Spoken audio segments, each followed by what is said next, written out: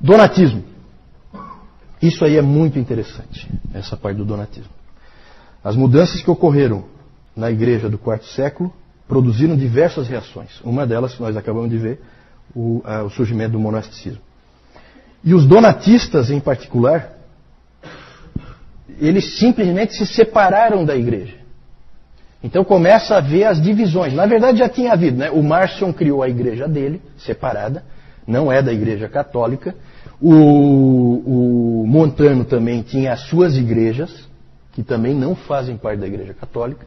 Então divisões sempre existiram. Tá? Essa história, nunca compre esse papinho de que o catolicismo romano não é como o protestantismo, que é cheio de divisões. O catolicismo romano sempre teve divisões e continua tendo. Ele é dividido internamente, completamente. Então nunca comprem esse papinho aí, que não dá para acreditar. Tá? O donatismo então foi esse movimento de separação. E nós vamos ver por que eles se separaram. Todas as controvérsias desse tipo em que há separação costumam girar em torno da seguinte pergunta: o que é realmente a igreja? O que é realmente a igreja? É isso que esses caras se perguntavam. E aí, dependendo da tua resposta, você fica com os outros ou não. Isso continua assim, não é diferente hoje. E tudo começa, gente, com o problema dos pecados depois do batismo. Por isso que eu digo, uma coisa está sempre ligada à outra. Nós já falamos sobre isso, né? O batismo tinha que, lembram? O batismo tinha que ser deixado para bem tarde. E assim se cria por causa do perigo do pecado que você comete depois. O Pastor de Hermas, que era um dos livros que perigou de entrar, lembram? Perigou de entrar no cânon. Esse livro, Pastor de Hermas, ele dizia que só um pecado grave pode ser perdoado depois do batismo. Só um. O que é um pecado grave? Né? Aí começou, né? Aí o Orígenes disse que idolatria, adultério e fornicação não poderiam ser perdoados. O Tertuliano começou um pouquinho mais brando, mas mais tarde ele já radicalizou. Adúlteros e fornicadores não tinham perdão. Interessante que hoje nós vivemos dias em que é comum, a gente sempre comenta aí, de ter retiros nas igrejas evangélicas em que o namorado e a namorada dormem juntos.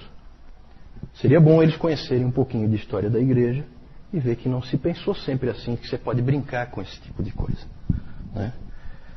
Na verdade, se na opinião desses pais da igreja, que eram líderes das suas igrejas nas suas cidades, você comete um pecado desse tipo, desculpe, mas você está perdido para sempre.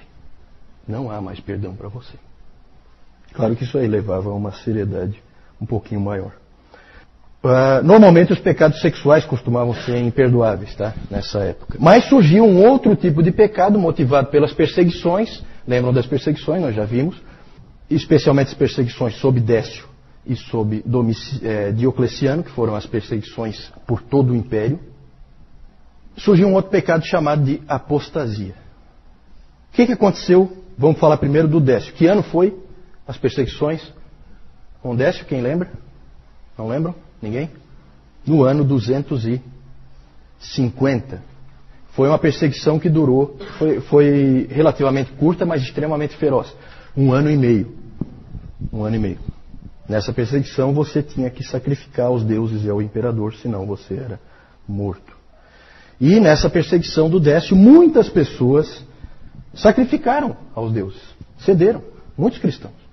E muitos também subornaram autoridades para não sacrificarem, mas dizerem que tinham sacrificado. Né? Para a igreja é a mesma coisa. Se você sacrificou ou pagou alguém para não sacrificar, de qualquer maneira você não testemunhou a fé e você é um apóstata. E aí a perseguição passou. E aí boa parte dessas pessoas, o que aconteceu com elas? Elas se arrependeram do que tinham feito. E aí elas voltam para as igrejas. O que fazer com elas? Gente, pensa bem. Vamos colocar as coisas em perspectiva. A gente tem que refletir essas coisas. Pensa a nossa igreja. Há uma perseguição violenta. Alguns de nós permanecem firmes, outros cedem. Certo? E não dá para adivinhar quem permanece firme e quem cede, porque isso aí é só na hora. Né? Pedro era também para ser a rocha e na hora cedeu. Certo? Só que acontece o seguinte. O Moisés, por exemplo, permaneceu firme. Só que ele viu o Rafael e a Alexandra serem mortos pelos leões. Ele viu a Regina pegar fogo, a irmã dele. E agora vem esses caras aí querer voltar? Não. Sabe, é um perdão difícil. Dá para perceber? Dá para entender? É um perdão difícil. Né? Moisés com as costas rasgadas, ele não foi morto por algum motivo, mas foi chicoteado, foi torturado. E agora essa turma quer voltar. Agora acabou a perseguição, aí eles voltam. Isso foi um problema sério para a igreja. Sério. Como tratar isso aí? Surgiu então umas coisas estranhas. Surgiu então a figura dos confessores. Vou usar a ilustração que eu usei há pouco aqui, que eu acho que é interessante. O que é um confessor? Confessor é um indivíduo que permaneceu firme, mas por alguma razão não foi morto. Na minha ilustração seria o Moisés. Os outros foram mortos, ele não. Mas ele ficou firme. É que a autoridade lá na hora resolveu não matá-lo, não sei, por algum motivo.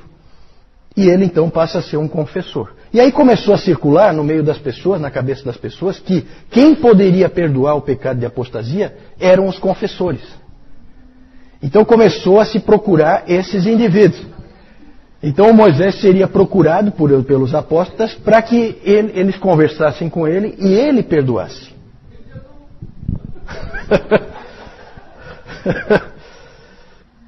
Muitas pessoas não se conformaram com isso, porque aí o Moisés, esses confessores, eles eram reverenciados, eles eram heróis.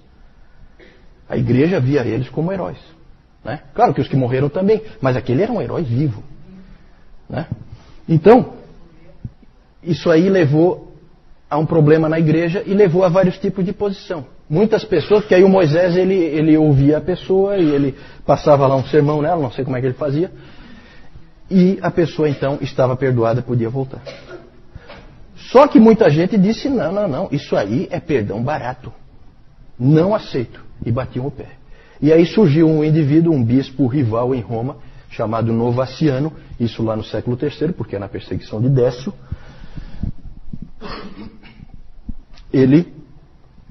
Esse Novaciano bateu o pé e disse, o ponto básico, né, do que ele ensinava, é que os que haviam cedido não podiam ser aceitos de volta, nenhum.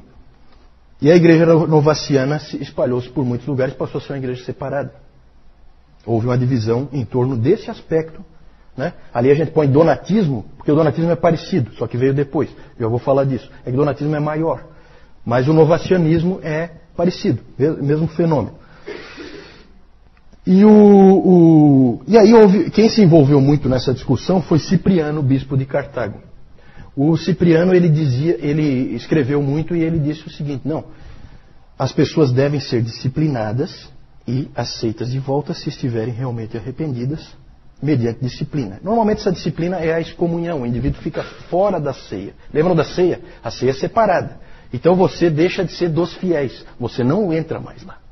Mas você volta a ser aceito como cristão, você agora vai ser, por um bom tempo, você vai ser reanalisado, vai alguém encostar em você, vai te orientar e tal, vai fortalecer a tua fé. Esse era o pensamento que o Cipriano tinha. Só que ao mesmo tempo o Cipriano dizia, isso vale para os cristãos comuns, não vale para os bispos e presbíteros. Bispo e presbítero tem que ser um homem espiritual. Se não é espiritual, se foi lá e sacrificou para deuses, um abraço, até logo. Nisso o Cipriano conseguiu desagradar os dois lados, porque daí ele não ia nem para um lado nem para o outro. Né? Mas foi importante o que ele escreveu, né? Foi conduzindo a discussão. Ele dizia que deveria... Bom, já falei isso. Em 303 começa a perseguição sob Diocleciano. Essa dura 10 anos. E essa era uma perseguição diferente. Em vez de você sacrificar para os ídolos, o que você tinha que fazer era trazer as escrituras que você tivesse em casa, para serem queimadas em praça pública. Você trazia, entregava, e aí isso era queimado. Né? E você não era morto. Porque eles entendiam que se você entregou, você não é um cristão realmente. E muitas pessoas cederam. Essas pessoas foram chamadas de traditors. Os traditors. Que vem de tradere, que era trazer, entregar. Pessoas que entregavam. Daí vem o nosso termo traidor. Traidor. Traidor vem dessa palavra. Traidor vem desse evento histórico. Certo? É o indivíduo que vem e entrega aquilo que não era para ele ter entregado. Né? Os traditors. E aí o problema se repete. O que fazer com os traditors? Porque agora é em outra época, tá? Nós falamos de 250, perseguição sob Décio, agora é outra época. Mais de 50 anos depois. Perseguição sob Diocleciano. Só depois de 10 anos parou a perseguição. O que fazer com os traditors? O líder dos linha dura dessa vez chamava-se Donato. Era um bispo rival em Cartago, não em Roma, como Novaciano. E ele dizia, não tem como voltar, não aceito nenhum. E aí se criou então, ele se separou e se formou a igreja donatista, que era separada. E é interessante que é a igreja separada mesmo, tá? Em Hipona é a cidade do Agostinho. Agostinho foi bispo de Hipona. Na mesma rua de Hipona ficava a igreja do Agostinho e um pouquinho adiante a igreja donatista. Eram igrejas separadas. Certo? E essa igreja ela se espalhou principalmente no norte da África. E é interessante porque isso aí acabou havendo uma situação tão... acabou misturando elementos políticos, tá? E aí se surgiu, inclusive, uma guerra. Essas guerras religiosas, nunca acreditem que ela é puramente religiosa, tá? Quando você vê lá os irlandeses lá, os protestantes e os católicos e tal, nunca creia que aquilo ali é realmente uma guerra religiosa, tá? Sempre tem um elemento político por trás daquilo, tá? E ali também havia elementos políticos. E o interessante é que começaram a surgir donatistas radicais, conhecidos como circunceliões. Os circunceliões, alguém já ouviu esse nome, circunceliões?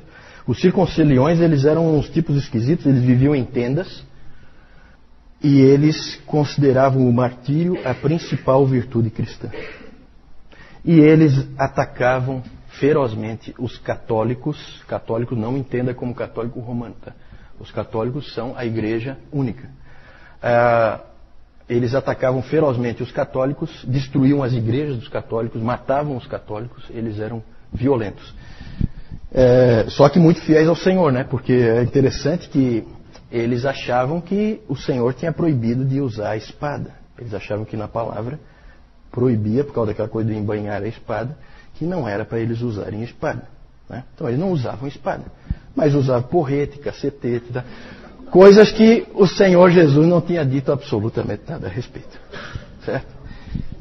Então vocês imaginam como que era a situação ali. O Agostinho participou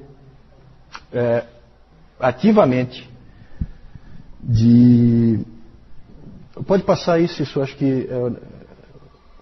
Isso, aí mesmo, os traidores. Perseguição sobre... Aí está errado, né? Não é Domiciano, é Diocleciano. Tá? Tem um erro aí. Isso. Pode voltar? O Agostinho, ele trabalhou ativamente contra o donatismo.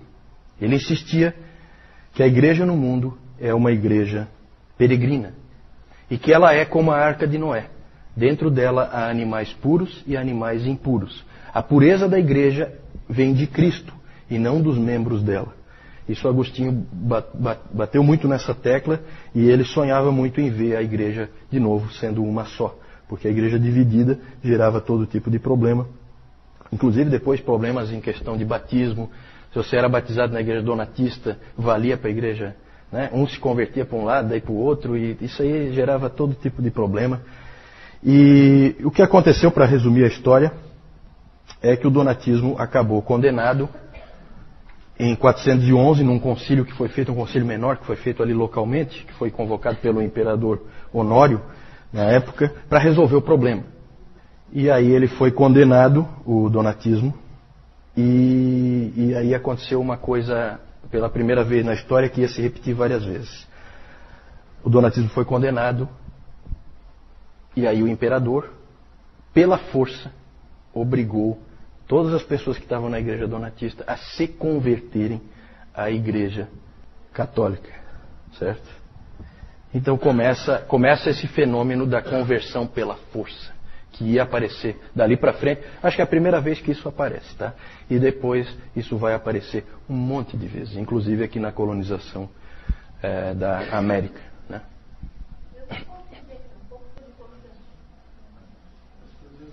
Isso é antes. Isso é antes. Como eu disse no domingo passado, né? Nós não estamos colocando cronologicamente. Por que está colocado aqui a perseguição do Décio e do Diocleciano, e aí a reação da igreja. Por que está colocado aqui? Porque o grande combatente do donatismo é Agostinho, que é posterior ao... Na verdade, onde colocar o donatismo? É difícil, por quê? Porque o donatismo começa ali, no século IV, certo? Em 303 começam as perseguições, em 313 cessam as perseguições. Acho que as datas não são exatamente essas, mas a igreja donatista, ela persistiu até a invasão muçulmana do norte da África no século VII. Então, onde que nós vamos encaixar? Na verdade, por que foi encaixado aqui? Foi encaixado aqui porque Agostinho é o grande combatente disso aí, certo? Então é só para agrupar. É como também quando nós falamos do Benedito. Nós trouxemos o Benedito um pouquinho para trás, a regra é de 540. Mas é só para encaixar num determinado tema, tá? É só uma questão de organização. Mas você tem razão, realmente, está aí um pouco fora de ordem. É que o novacianismo é anterior a Constantino e o donatismo é mais ou menos na época em que o Constantino vai aparecer. Realmente confunde um pouco, mas aí é uma questão da gente sentar com calma e se organizar. Já estou terminando aqui. Na verdade, a última informação que eu queria dar é essa. O Agostinho combateu fortemente o donatismo. Ele ficou contente que o Império e a Igreja Católica tenham prevalecido contra o donatismo, mas eu não sei se ele ficou tão contente com o uso da força para produzir conversões, né? E o Império usa